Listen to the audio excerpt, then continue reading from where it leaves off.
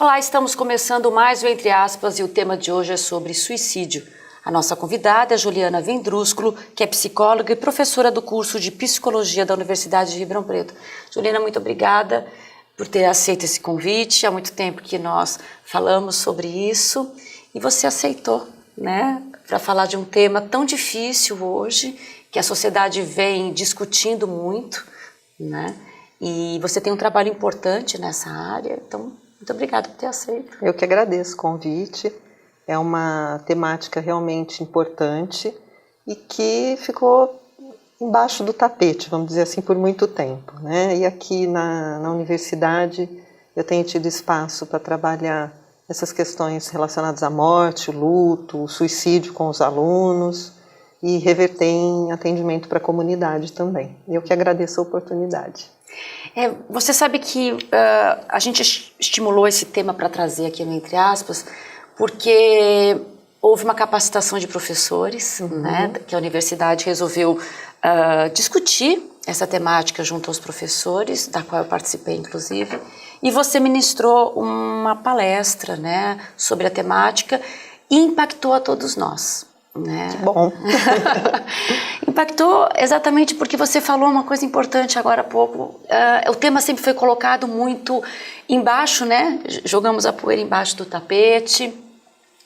As famílias tentaram, ao longo do tempo, né, da história, esconder, enfim, a própria imprensa, né, também.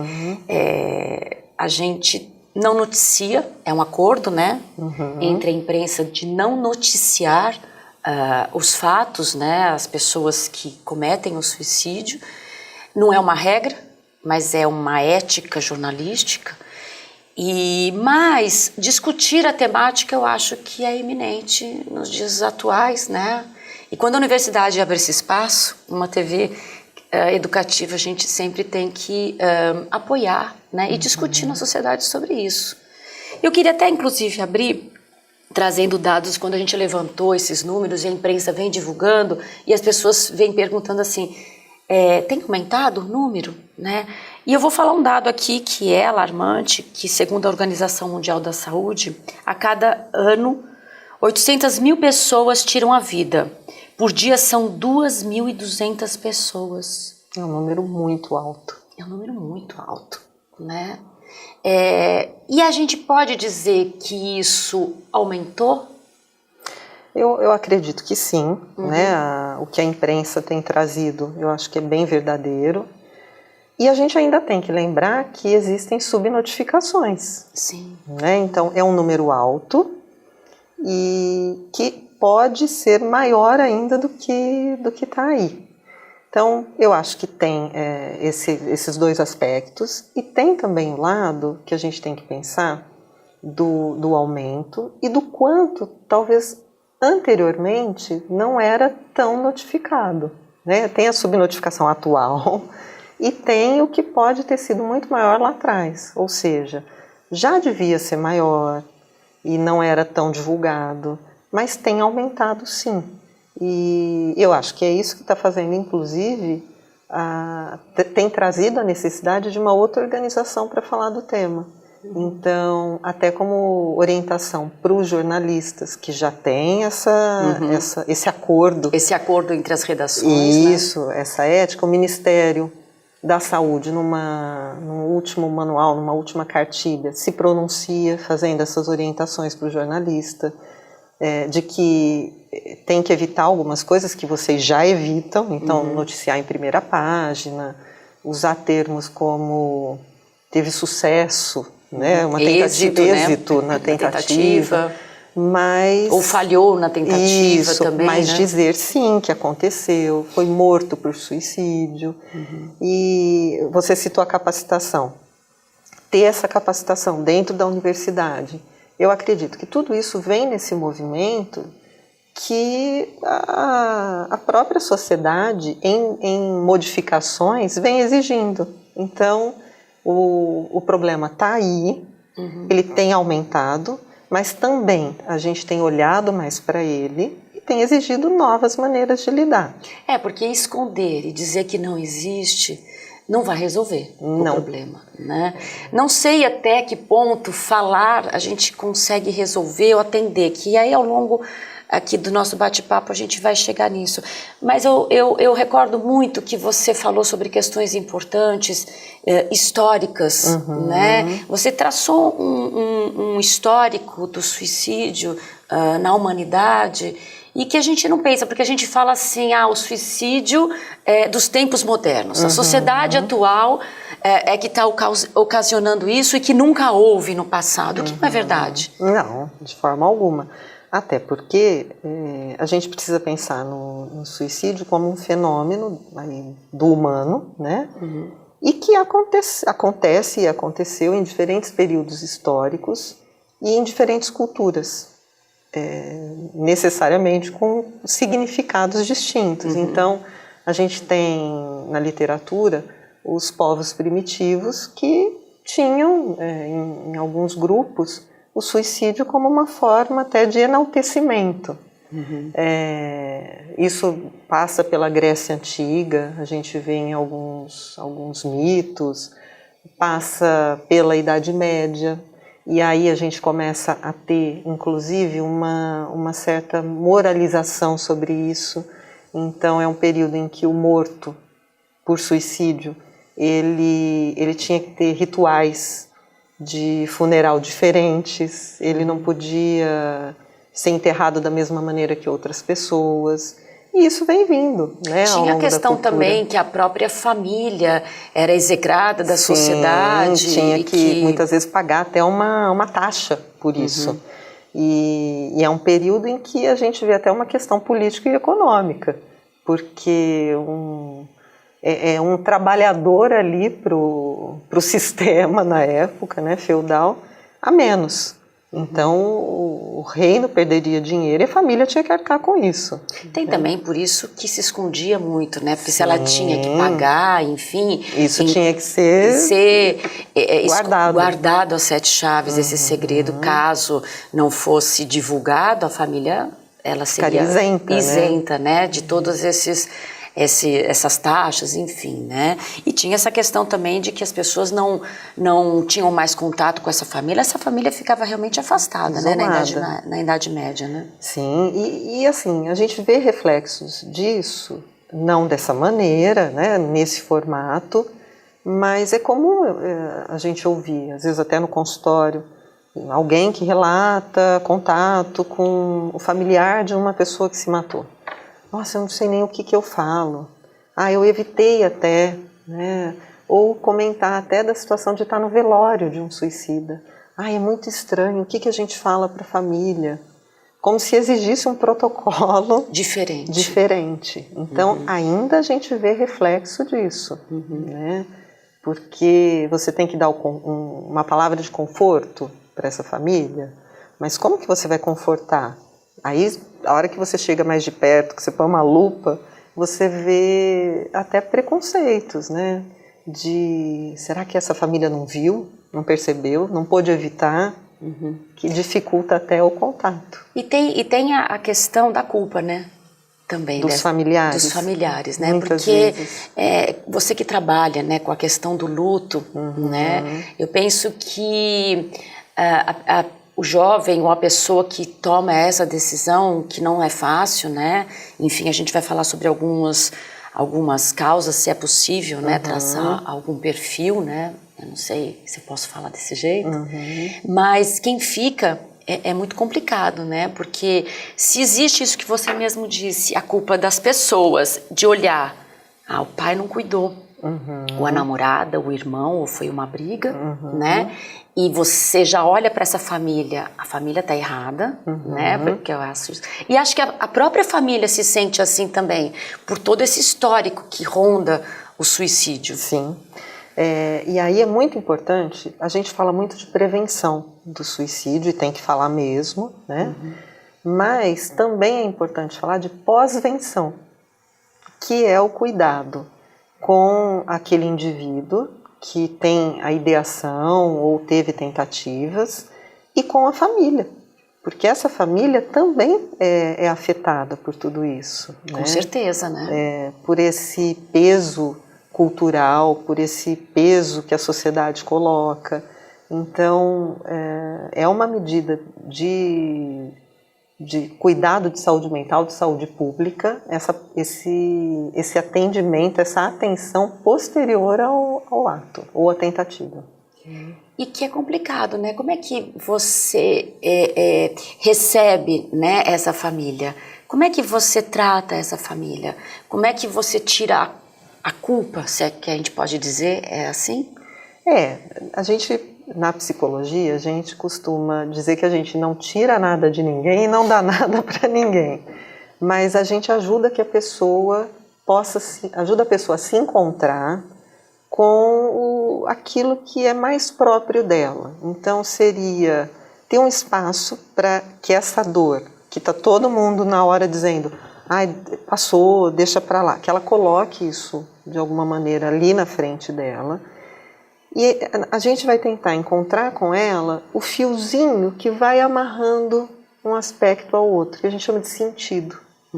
Então aquilo que eventualmente ela está atribuindo como culpa, a gente vai tentar, junto com ela, entender de que maneira ela costurou essa história para ver assim. E criar com ela recursos para que ela recosture essa história de uma outra maneira. Né? A gente fala que a dor, ela é inevitável, ela é inerente. Né? A gente nasce e vem no pacote, não dá para tirar. Agora, o sofrimento é algo que a gente pode lidar. Trabalhar melhor, isso, né? Em que sentido? O sofrimento, e isso é muito do mundo contemporâneo, ele é a nossa tentativa de escapar da dor, que é inerente, que a gente não vai deixar de ter. Então, sabe aquela expressão do senso comum, aceita que dói menos? É mais ou menos isso. Lógico que não tão simplista assim, mas olha para essa dor, vive essa dor até a última gota, e aí ela vai fazer parte da tua vida. O sofrimento não. Não sei se fica claro. É que às vezes a gente pensa na dor e no sofrimento como algo único, né, para quem está sentindo, né? Você fez uma separação que às vezes a pessoa que está nesse processo, ela não consegue dissociar, né?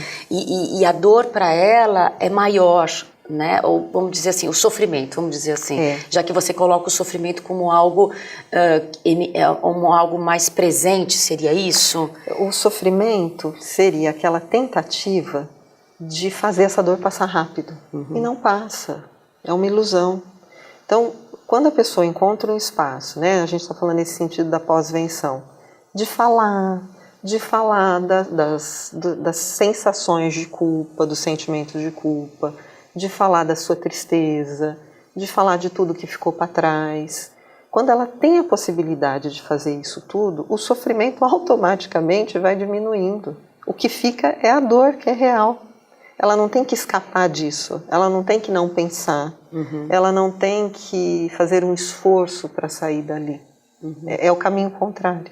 É porque tem muito isso que a gente fala, você não pode sofrer, não é? Não tem essa, você tem que ser feliz o tempo inteiro. Então, é uma cobrança também, que aí a gente pode falar dos tempos atuais, né? Porque a gente traçou um pouco, você falou dessa questão do suicídio histórica, né? Do passado, das tribos, enfim.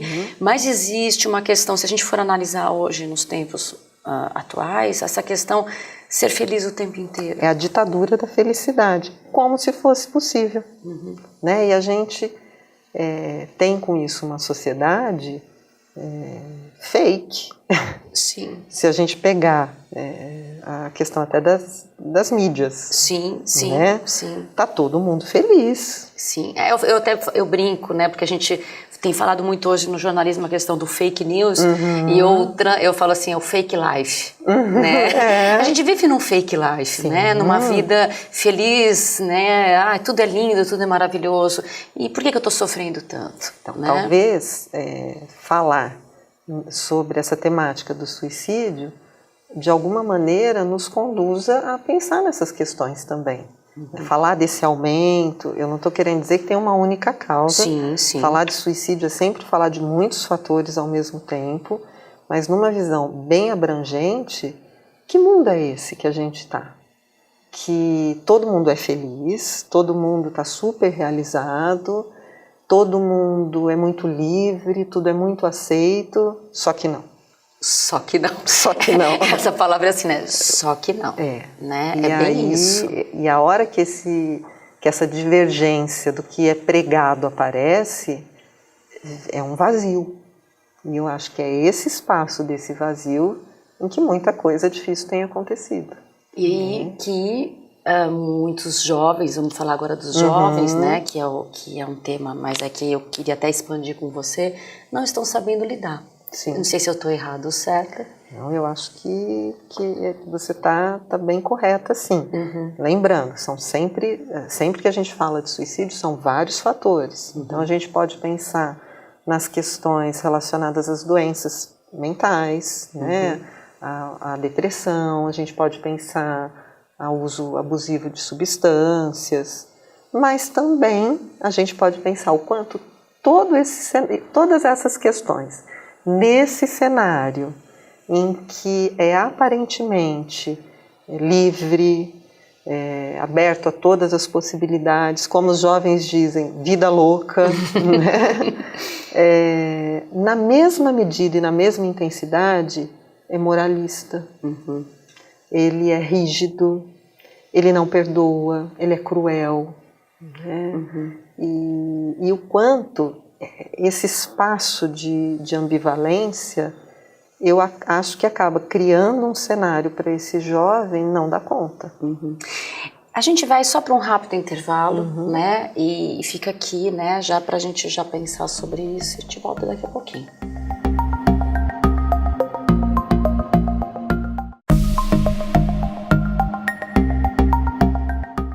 Voltamos com Entre Aspas e o nosso tema hoje é suicídio, com a psicóloga e professora do curso de psicologia da UNAEP, Juliana Vendrúsculo. Juliana, no primeiro bloco a gente falou sobre a questão dos números, né, alarmantes. Você fez um traçado importante na questão histórica, né, porque por mais que a gente fale hoje, né, do aumento, né, que é real, existe uma história nos nossos antepassados, né, e de toda a humanidade, a questão do suicídio, e que muitas vezes a gente encobre essa história.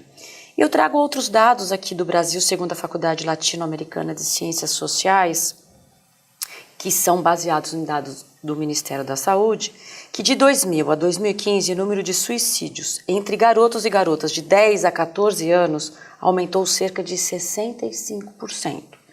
E de 15 anos a 19 anos aumentou 45%. E aí, esses jovens, né, são adolescentes, né, a gente está traçando de 10 a 19, a adolescência hoje a gente fala que vai aos 23, aos 24. E né? olhe lá, né, e olhe lá se não aumenta, né? E a gente pode dizer que existe um perfil de uma pessoa que se mata, né, desse jovem que comete o suicídio? Então, esse aspecto sobre ter um perfil, ele é meio perigoso, porque a gente pode criar um estigma, né, e não ser real. Agora, independente de jovens ou adultos ou idosos, a literatura traz, e acho que isso com muita precisão, que a gente tem fatores predisponentes e precipitantes. Que seria? Os fatores predisponentes, por exemplo, são aspectos que estão aí na história dessa pessoa. Então, a presença de um transtorno psiquiátrico, um transtorno de personalidade, ou até um quadro depressivo, o uso abusivo de substâncias, relatos de violência sofrida na infância, abuso sexual. Então, que compõe aí a história dessa pessoa. E os precipitantes seriam ocorrências momentâneas, vamos dizer assim, que acometeriam a vida desse indivíduo. Uma perda traumática, violenta, um rompimento afetivo, uma briga, né? Algo do momento. E esses fatores, muitas vezes conjugados, dariam aí uma situação propícia. Então, Nesse sentido, a gente poderia até delinear alguns contornos. Só que existem situações que fogem disso, né? Em que você não encontra esses aspectos, em que não há doença psiquiátrica, em que não há nenhuma ocorrência no momento que tenha um fator desagregador para aquele momento, e essa pessoa se matou. Né? Então, mais do que a gente ficar pensando no perfil ou na relação de causa e consequência, eu gosto muito da ideia de motivo, que seria não só um jogo de palavras, mas algo assim, é um conjunto de situações, mas que para aquela pessoa foi suficiente para fazer determinada escolha. Porque pode ser que aquele conjunto de situações para uma outra pessoa não se constitua como motivo. É por isso que a gente diz assim, mas foi um motivo tão banal, né? Para quem? Né? Para quem, né? Então acho que assim, existe também uma questão de crenças, né, no entorno do suicídio, né? Muito. A gente poderia destacar algumas. Essas crenças até têm sido muito discutidas no âmbito da saúde pública, porque elas são completamente, elas prestam um desserviço, vamos dizer assim. Então, coisas do tipo, quem quer mesmo se matar não fala. Fala sim, né? Ou coisas do tipo, se matou porque faltou Deus no coração, porque faltou religião, religiosidade, e não tem essa relação, né? Não tem esse aspecto. Não vou perguntar, não vou falar sobre esse assunto porque eu vou dar ideia, e também não é verdadeiro. Quem quer mesmo consegue, quem fez e não conseguiu é porque não queria de verdade, queria só para chamar atenção. Né? E ainda que fosse para chamar atenção, se eu preciso chamar atenção para alguma coisa, é porque eu estou precisando de ajuda. Então essas crenças, elas precisam ser desmontadas. E um caminho é o que a gente está fazendo, falando sobre isso, né? Não falar é aquela história que a gente falou lá no começo do programa. Isso. Seria colocar e jogar por baixo do tapete um problema que está aí, que é real. Né? O problema não acontece porque a gente fala dele, né? A gente fala dele porque ele está aí. E falar sobre ele talvez amplie as possibilidades de lidar com ele, de transitar por ele. E aí eu queria apontar algumas questões que até podem ser crenças ou não, né? Até por conta do jornalismo que eu falei, né, anteriormente, que a gente não noticia fatos, até para não criar, para que aquele espaço onde ocorra o suicídio não fique marcado, ou que você não exponha a família ou a pessoa, porque não é uma morte natural, enfim, mas acho que a exposição da morte também não deveria ser feita em momento algum, né? Mas existe a questão da imprensa marrom, que a gente chama, que é a sensacionalista e que faz disso um espetáculo, né? Infelizmente. E que não deveria ocorrer. Então, acho que assim, a morte não deveria ser traçada desse jeito. Mas, enfim, existe já essa preocupação, né, de não noticiar. Mas eu acho que assim, acho que o momento é de falar. Sim. Né? E aí tem aquele outro questionamento. Mas você viu aquela série, né, que tem sido... Se falou muito, né? O ano passado, principalmente, a questão dos 13 porquês. Né? Isso deu um efeito gigante. E você falou um pouco sobre isso, mas a gente não entrou muito, né, em detalhes. Que efeito gigante seria esse? Tão impactante assim, uma série americana. Né? E que também repercutiu aqui no Brasil, enfim, né? Eu acho que, a princípio, eu vou dar um exemplo muito pessoal. Quando eu tive contato com essa série, com o assunto da série, foi por um paciente no consultório que comentou que tinha assistido e o quanto a série mexeu com ele. Eu não tinha assistido, não sabia, mas me chamou a atenção porque o que mexeu não foi o suicídio em si, mas foi a crueldade, o bullying, a hipocrisia, que acontece, o moralismo que aparece na série, e que esse jovem que era meu paciente se identificou como alguém que passa por essa situação. E aí eu fui assistir a série, mas o que eu acho, e tem outros filmes, outras coisas que tratam desse mesmo aspecto. O suicídio acaba sendo uma ponta dessa história, né?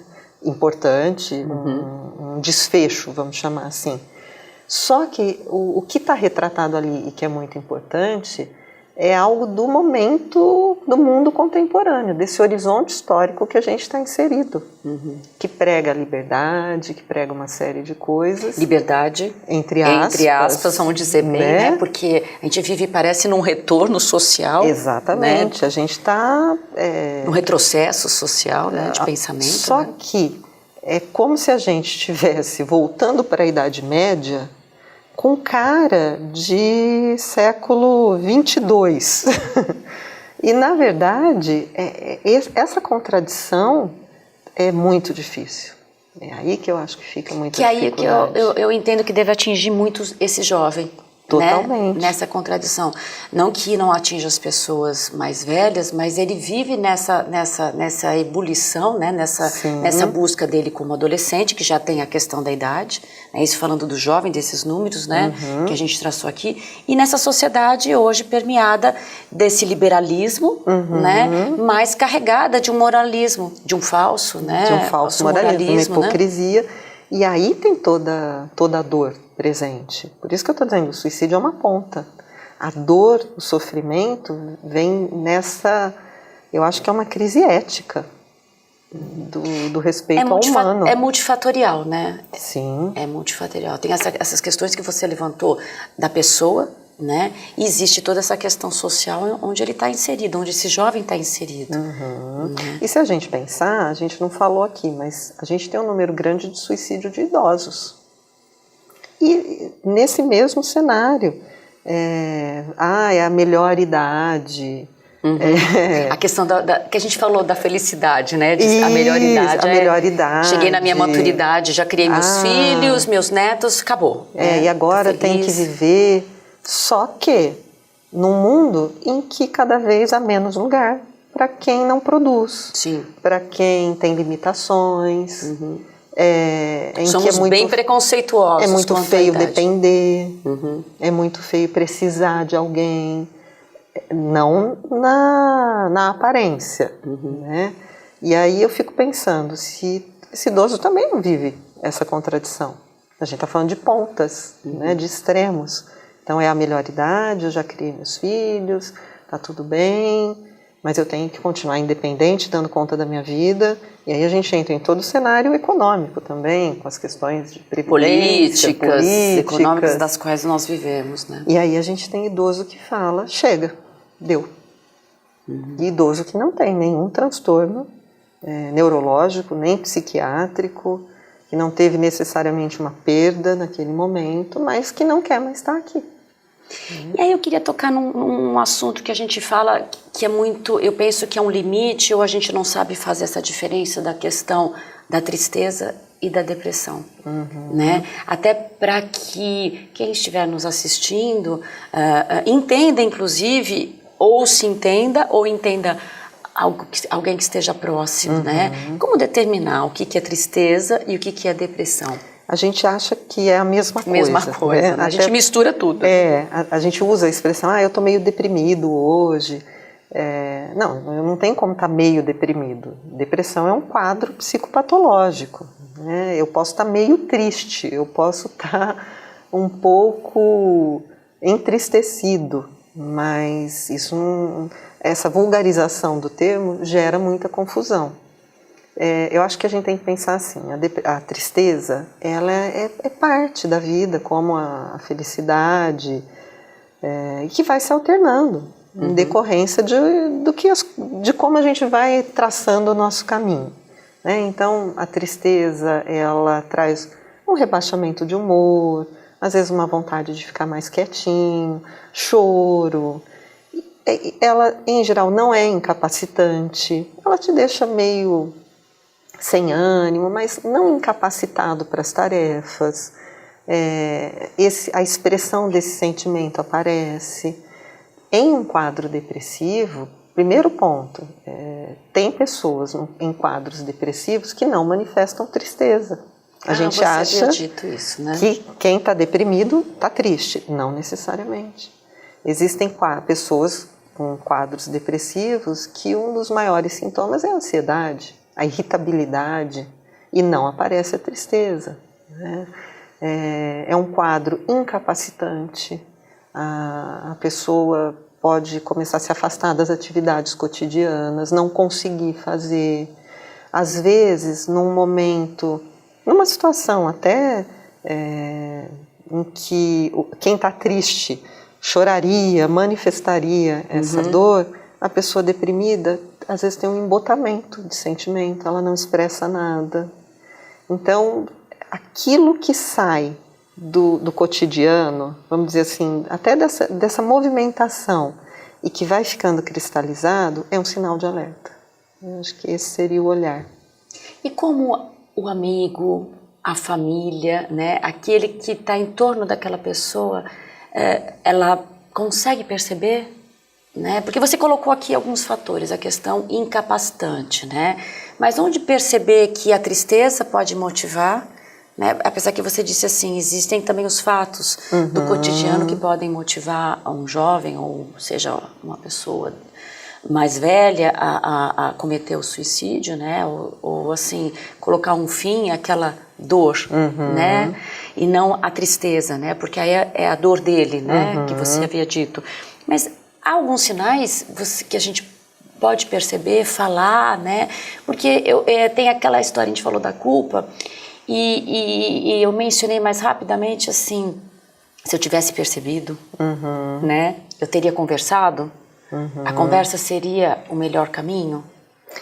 Eu acho que essa situação toda do suicídio, né, dos suicídios que têm ocorrido, tem feito a gente pensar nesses aspectos. Agora, talvez isso seja um alerta, independente de qual vai ser o desfecho de uma situação, mas da gente ter olhos para ver o outro. Então, seja o meu aluno numa sala de aula, o meu colega de trabalho, o meu filho, o meu pai, as pessoas que estão ao meu redor, que a gente tenha olhos para ver o outro, se ele está mais quieto, se ele está... Eu uso uma expressão às vezes com os alunos, se ele está esquisito. Que quando a gente fala, nossa, fulano está esquisito, você não consegue descrever exatamente o que, mas está estranho, tem algo que é diferente do todo dia. Perceber esse estranhamento, essa esquisitice, talvez te permita, com os diferentes tipos de vínculos, que você se aproxime, que você se ofereça para... Você está precisando de alguma coisa. Depende de suicídio ou não, né? Vamos falar das relações humanas, né? Das relações humanas, né? Às vezes um colega que te encontra aqui na sala dos professores fala assim, nossa, está com uma carinha cansada, está tudo bem? É algo muito simples e que não necessariamente, e aí acho que vem um ponto importante, isso não quer dizer que todo mundo tem que sair com uma bandeira na cruzada para evitar as tragédias do outro, porque também não vai adiantar. Né? Você não pode assumir também as responsabilidades, né, do outro, né? E assim, a escuta de um amigo, de um familiar, de um companheiro, uma companheira, ela é muito importante em termos afetivos. Agora, próximo passo, se você vê que essa esquisitice continua, é ajudar essa pessoa a chegar até um profissional. Né? Muitas vezes, a gente diz, você vai pegá-la pela mão e vai junto com ela, porque ela não consegue sozinha. Porque a escuta de um amigo, de um familiar, não é a escuta de um profissional. E depois tem essa questão também, às vezes tudo bem, você falou, você auxiliou naquele momento, mas se você perceber que é algo além da sua capacidade, até para você não assumir aquela responsabilidade e falar assim, eu não fui capaz de ajudar, eu tentei, meu Deus, a culpa é minha porque eu não consegui ajudar. Isso, né? e que muito perigoso, porque é uma onipotência de que está na tua mão salvar o outro das dores e das tragédias dele, e que não existe isso. Mas isso é muito resultado da família, né? Que tem um parente, um filho, alguém muito próximo que tenha acometido, né, um suicídio, e a pessoa fala assim, eu poderia ter salvo, né? A gente, quando estuda luto, a gente vê que a gente usa essa expressão, e se? E se? E se eu tivesse feito isso, se eu tivesse chegado? É muito comum no luto, né? E é importante que passe por essa fase do e se, porque é da nossa existência. Para que eu esteja aqui, eu não estou em outro lugar. E se eu estivesse em outro lugar, outra coisa teria acontecido. Então, a gente nunca vai ter o esgotamento de todas essas possibilidades. Sempre vai ficar faltando. E quando a gente perde alguém, essa falta fica muito concreta, né? Então, é natural que isso apareça, mas é muito importante que as pessoas saibam que a gente pode estar atento, pode se colocar disponível afetivamente, pode conduzir a um atendimento, mas não está na mão de ninguém, né? A responsabilidade não está totalmente na mão de alguém. Falar em prevenção não significa falar de um controle total de riscos. Isso a literatura traz. É identificar riscos, é manejar, mas não existe esse controle total. E não deixar de falar também, né? Não deixar de falar também. Juliana, eu queria agradecer muito, né, você ter aceito esse convite. Fica aberto aqui o espaço. Eu que agradeço. Para que a gente possa ampliar essa discussão quando for necessária, mais uma vez, né, replicar, até para desmistificar algumas crenças que nós falamos aqui, né, e poder ajudar de alguma forma esse debate, seja interno, seja ajudar alguma família, algum amigo, enfim, né, para tentar poder entender um pouco, porque eu acho que até para um profissional, às vezes, né, a gente fica sempre muito em conflito, né? Sim, eu que agradeço a oportunidade, é sempre muito bom poder falar sobre esse tema, poder informar as pessoas de que tem caminho, de que tem ajuda e de que somos humanos e temos dores a dividir por aí. Muito obrigada. Obrigada. O Entre Aspas fica por aqui e até o próximo programa.